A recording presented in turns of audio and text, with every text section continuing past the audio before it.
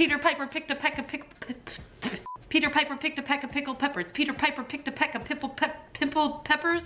What the hell's a peck anyway? I mean, I know about these pecks. A peck is an imperial and United States customary unit of dry volume, equivalent to 2 dry gallons or 8 dry quarts or 16 dry pints. Now you know. Well, hello again, internet. Corinne here, and you're watching Corinne versus Gardening. I'm very excited about this video. We're gonna be trying something that I've been wanting to try since I was a wee lass, but I've never really had my own garden before until now. I wanna talk about some of the things I've been doing in the garden since last time I saw you. There has been a lot of organizing and landscaping going on, and that is some hard ass work. This area had kind of become a catch-all for a bunch of random crap, and it was becoming rather difficult to find anything, and it also pained me a lot every time I looked at it. So I spray painted an old cabinet, and I hung up our pegboard, which has been in the background of many Threadbanger videos. We have retired it to the garden section because we weren't really using the second bedroom as a craft room. I also landscaped a side section of the yard, which took me several days, and it's been raining a lot, so I did a lot of the work in the rain because once I get an idea in my head, I am obsessed with seeing it through to completion. Look at how fucking crazy this one is over here. It is pouring outside, and she's just digging away, planting shit in the garden, soaking wet. Can't even hear me because she's listening to Audible. What are you listening to down there? Calypso. I don't even know if this video is sponsored. Kitty, it's raining out there. What is she even doing? Oh yeah? That's nice. Glad everybody's having a good time. You know what? I am having a really good time. You could be too if you follow this link, audible.com/Corinne, or text Corinne to 500-500. Yes, of course, this video is sponsored by Audible. Love you, Audible. You're my roll dog. So far this summer, I finished Practical Magic, Calypso, Big Magic, Eat, Pray, Love. I'm about to start Kitchen Confidential by Anthony Bourdain.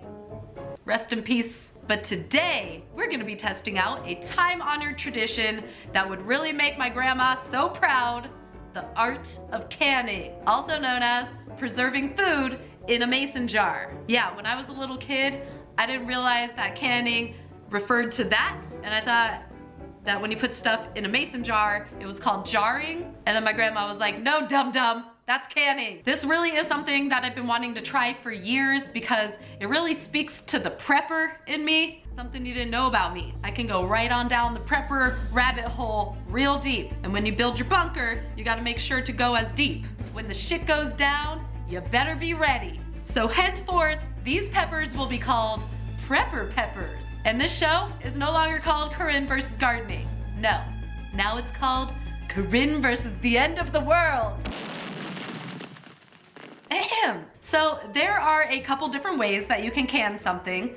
I decided to buy this ridiculously big pressure canner. I didn't realize how big it was when I bought it. I made sure to read every word of the instructions because I've heard horror stories about these things exploding and the lid flying off and decapitating people. You do not want that to happen. You also want to make sure that your jars are in pristine condition. No rust, no cracks, no crevices.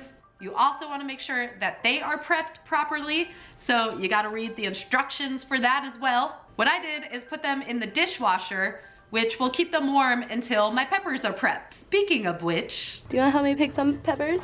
Okay. A peck of peppers. Oh, you're Peter Piper. Wow. Holy pepper. It's a pepper party up in here. Butterfly, you watch out.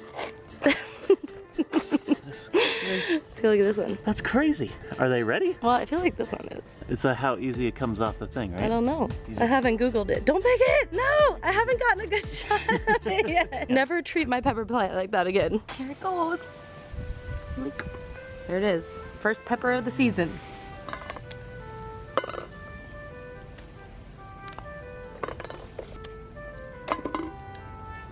yes, these little babies are so cute. Okay, this thing is washed, and I also got these tools, which seemed helpful. And now we just have to wash and cut up our peppers. You wanna be extremely careful when you're dealing with hot peppers. Some people like to wear gloves. I'm just gonna go in all natural, but definitely make sure not to touch your face or pretty much anything else, especially the privates area. Next, I'm heating up a 50-50 mixture of water and vinegar and a couple cloves of garlic. I'm also heating up some water for the bottom of the pressure cooker. Basically, everything needs to be warm before it goes into the pressure cooker. Otherwise, the jars might crack or explode or some crazy like that, and you just don't want that to happen. Grandma will not be impressed. And speaking of which, we have to move very quickly throughout this process so things don't cool down too much. Okay. Peppers go into the jar, leaving enough space for the liquid. Now liquid goes into the jar, leaving enough space for expansion. Otherwise, you also have to make sure to release any air bubbles, wipe the rims of the jars really well, and then make sure the lids are on there tightly. Next, I'm just pouring the hot water into the pressure cooker, then placing the jars in there and making sure the lid's on right. Again, if you're going the pressure cooker route, read the instructions. Don't pull a Rob and not read the instructions, because there could be destruction to your household. Here we go. I'm a little nervous. According to my little instruction manual, it says that I need to heat the pressure cooker until it reaches 11 pounds of pressure. They say that before it actually reaches the desired pressure, you may want to lower the heat a little bit so it doesn't overshoot that pressure too much. Under pressure! Once it reaches that pressure, you have to make sure to maintain it for whatever allotted amount of time your instruction booklet tells you. Mine's 35 minutes. If the pressure at all dips below the recommended pressure, you have to bring it back up to the right pressure and start the timer all over again. You don't want to do that. So make sure to keep an eye on your pressure dial. You gotta stay dialed in to that dial. Once the time's up, turn the heat off and then leave the lid on the pressure cooker. I let it sit there for a really long time before I decided to release the lid. And then very carefully remove the jars. It's super important that you don't start shaking the jars around at this point because the lids are not fully sealed until they are all the way cooled. So if you start shaking things around, the lids might not seal properly, and then they will not preserve properly either. And I need these jars to last me through the apocalypse, so I can't be fucking around with the seal. Just let them chill for a while. All right, so far I'm pretty happy with how everything turned out.